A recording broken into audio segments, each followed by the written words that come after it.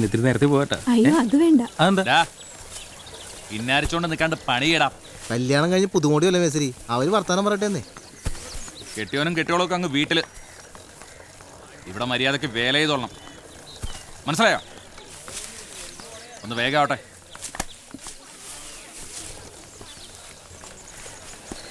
ഇതുകൊണ്ടകത്ത് വയ്ക്കും. മേശരി അല്ല, മുതലാളിയാണെന്ന് അവന്റെ ഭാവം. നമ്മളെ കൊള്ളൂലാഞ്ഞിട്ടല്ലേ ചേട്ടാ അവനും ഇവിടെ കിടന്ന് ഞെളിയണേ. വേഗം ആവട്ടെ, മിണ്ടാതെ പണിയെടുത്തോ, അല്ലെങ്കിൽ വായും തെറിയാക്കേണ്ടി വരും.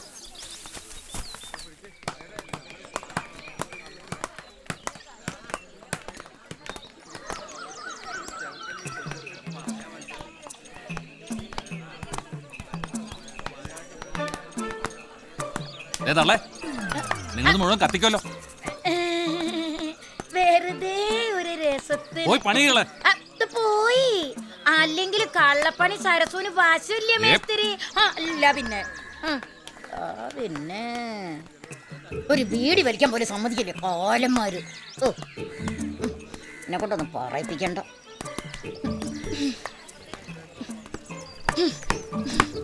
എന്താ സര ചേച്ചി ഒരു മന്നിപ്പ്?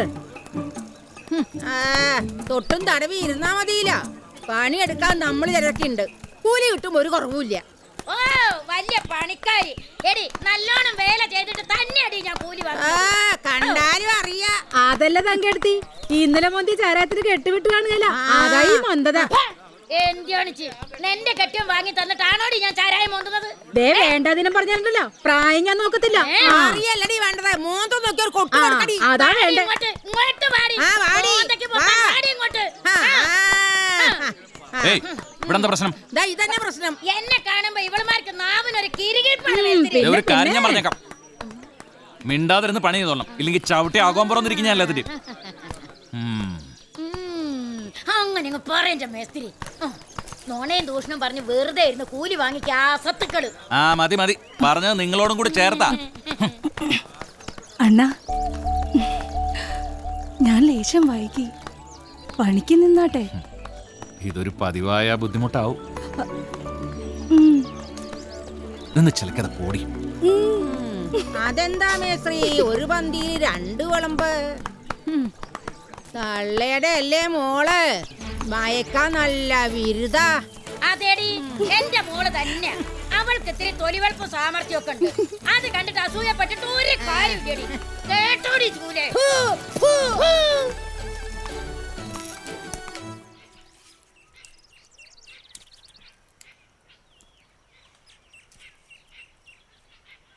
കൊച്ചിന് കഞ്ഞി ഇനിയും വേണോ?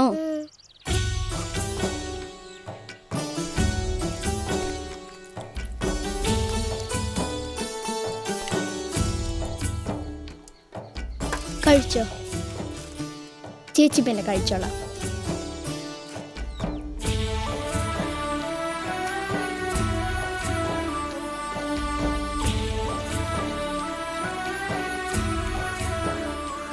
മോളെ വേഗം സ്കൂളിൽ പോകാൻ നോക്ക്, നേരം വൈകി. അമ്മേ ടീച്ചർ വന്നു.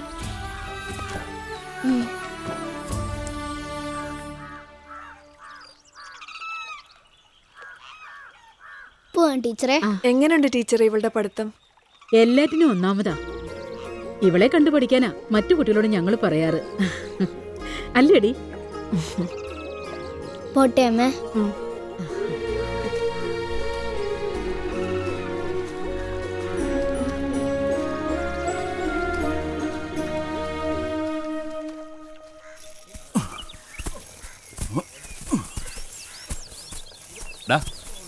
കെട്ടെല്ലാം കടവിലേക്ക് അടുപ്പിച്ചോ. കയറ്റി വിടണം.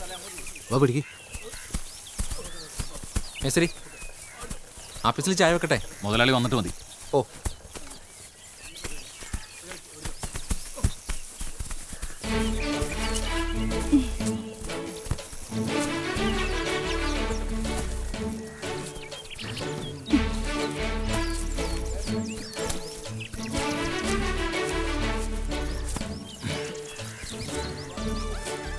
ഞാൻ നിനക്ക് ചില വിട്ടുവീഴ്ച ചെയ്യുന്നു മൊത്തത്തിലൊരു പരാതിയുണ്ട്.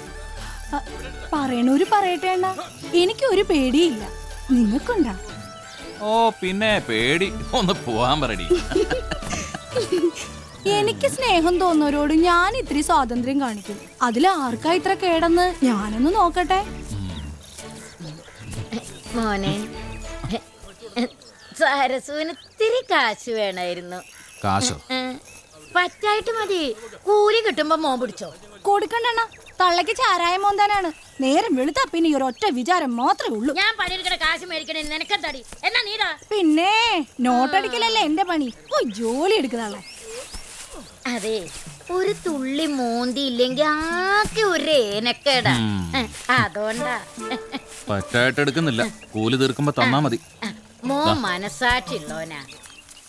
ഇടയ്ക്ക് വീട്ടിലേക്കൊക്കെ ഒന്ന് വാ മോനെ. നമുക്ക് എന്തേലുമൊക്കെ ഇങ്ങനെ മിണ്ടിയും പറഞ്ഞു ഇരിക്കാലോ. തള്ളേനെ കൊണ്ട് തോറ്റു. അന്തിയായ തള്ളക്ക് ഒരു വെളിവും ഉണ്ടാകുകയില്ല. ഞാൻ ഒറ്റയ്ക്കാണെന്ന് ഒരു വിചാരവും ഇല്ല. ആൺതുണ ഇല്ലാത്ത വീട്ടില് സത്യം പറഞ്ഞ പേടിയാ.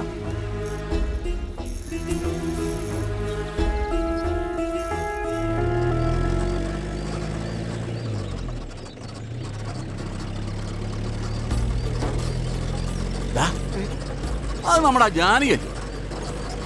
ആ ശരിയാണ് മുതലാളി.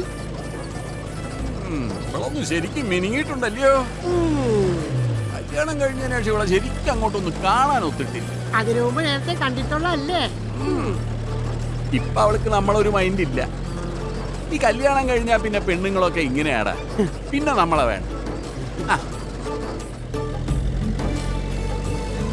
മുതലാളി എന്താടാ?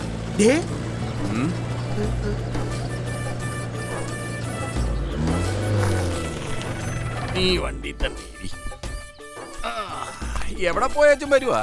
കടയില്. ആ സുഖാന്നോടി കൊച്ചേ. ഓ എവിടെ? നിന്റെ കാര്യത്തിലൊന്നും ആ കാർത്തികേയൻ ഒരു ശ്രദ്ധയില്ലാന്ന് എനിക്ക് നന്നായിട്ട് അറിയാം. അവന്റെ ഒരു ഒടുക്കത്തെ കള്ളുകൂടി. ആര് പറഞ്ഞാലും അവൻ അനുസരിക്കുകയല്ല. ഞാൻ കുറെ ഗുണദോഷിച്ചതാ, പിന്നെ നിർത്തി. ഓ അവനെങ്ങും നന്നാവത്തില്ലെന്നേ. ഓളിങ് വന്നേ. കുഞ്ഞിപ്പോഴും സംസാരിക്കുകയല്ല അല്ലയോ? ഈ ഊമയായാലും അതാ ഒരു കുഴപ്പം. പിന്നെ സംസാരിക്കുകയല്ല. നീ വിഷമിക്കാതെ. കുഞ്ഞിനെ നമുക്ക് ടൗണിൽ ഏതെങ്കിലും ഒരു നല്ല ഡോക്ടറെ കാണിക്കാം കേട്ടോ.